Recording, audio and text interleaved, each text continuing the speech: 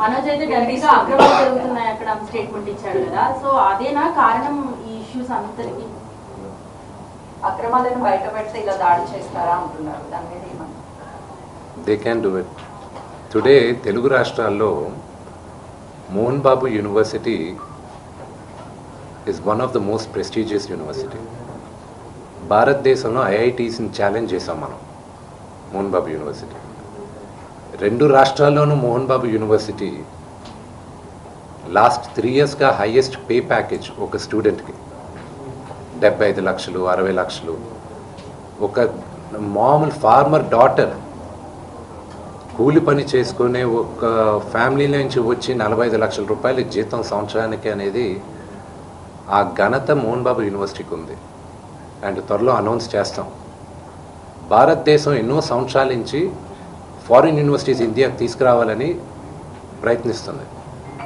ఇండియాలోనే first university Mohan Babu university అవుతుంది. Penn state యూనివర్సిటీతో ఇండియాకి తీసుకురావడం. And they are rank number 50 in the world. So ఆ ఘనత మోహన్ బాబు యూనివర్సిటీకి ఉంది. And of course we're governed by laws, everything. It's an open book. You know they can come అక్కడ. And another one great thing is that ఒక student female male రేషియోలో ఎప్పుడు female ratio 30 to 35% ఉంటుంది. ఆర్గనైజేషన్స్లో కానీ ఎడ్యుకేషన్ ఇన్స్టిట్యూషన్స్లో కానీ ఎక్కడైనా. మోహన్ బాబు యూనివర్సిటీలో 53% ఉమెన్ ఉన్నారు, గర్ల్ చైల్డ్.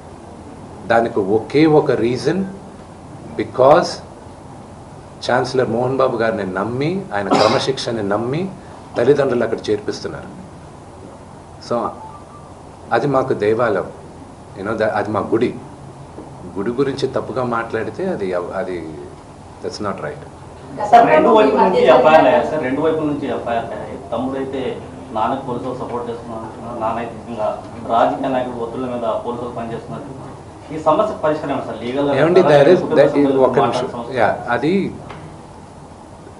మీరు అన్న దాంట్లో కొంతవరకు సెకండ్ పాయింట్లో న్యాయం ఉంది.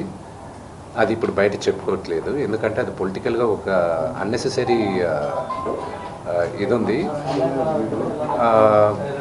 అది మెల్లగా మేము మాట్లాడుతాం. ఫ్యామిలీ రిజాల్వ్ చేసుకోవాలి, family will resolve it. Vishnu గారు, మనోజ్లో ఈ మార్పు ఎప్పటి నుంచి వచ్చింది? ఒక అన్నగా ఇది కరెక్ట్ కాదు అని మీరు కుటుంబంలోని సమస్యను పరిష్కరించుకునే ప్రయత్నం ఏమైనా చేశారా, లేకపోతే మనోజ్ ఒంటరినే చేయాలని అనుకున్నారా? సారీ, గతంలో ఒక వీడియో వస్తే ఇదంతా కూడా ప్రాంక్ వీడియో అని చెప్పేసి జరిగినటువంటి గొడవని కప్పిపుచ్చే ప్రయత్నం చేస్తారు. అంటే మొదటి నుంచి ఈ వివాదం ఉందా, లేకపోతే 2 రోజుల నుంచే ఈ వివాదాలు ఉన్నాయా? I'm not going to answer that question.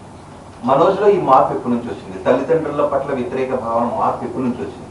మీరు ఇది కరెక్ట్ కాదు తమ్ముడు అని మీరు సర్ది చెప్పే ప్రయత్నం ఏం చేశారు?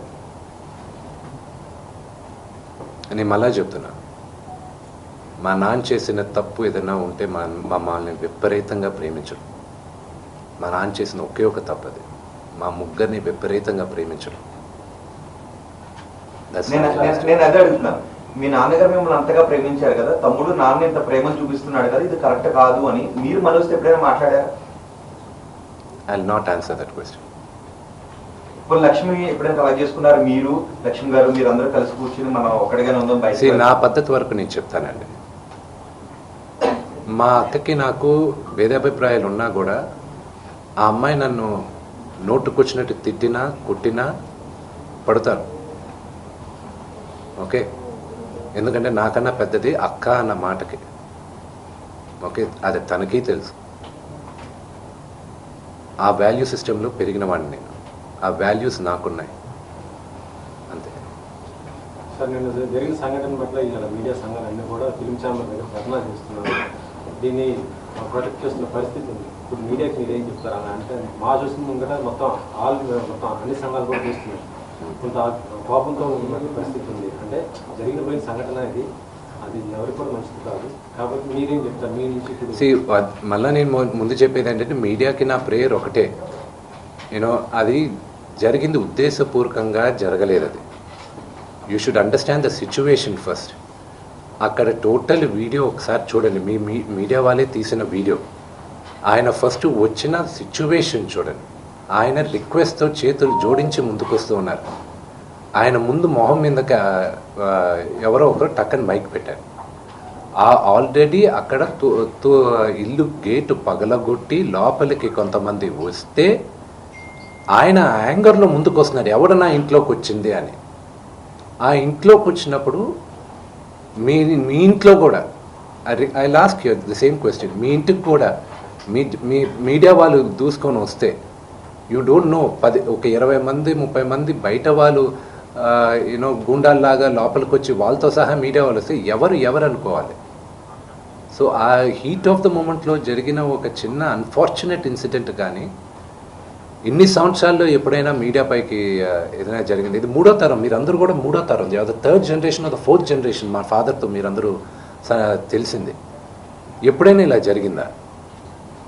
కానీ ఎప్పుడూ మీడియా, ఎప్పుడు నేను చెప్తున్నా, నీ పుట్టి పెరిగింది ఫిల్మ్ ఇండస్ట్రీలో, ఎప్పుడూ జర్నలిజం ఆ 5-10% హద్దు మీరేది ఎప్పుడు నేను చూడలేదండి. నేను పెరిగింది ఈ వాతావరణంలోనే, కానీ ఇట్స్ అన్ఫార్చునేట్ ఆ 5-10% is going out of control.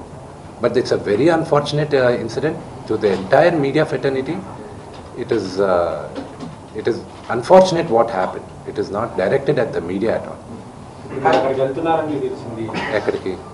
Hospital కాడికి వెళ్ళేసి లేదు, ఆయన వాళ్ళ ఫ్యామిలీ మెంబర్స్తో మాట్లాడడం జరిగింది. వాళ్ళతో మేము టచ్లో ఉన్నాం.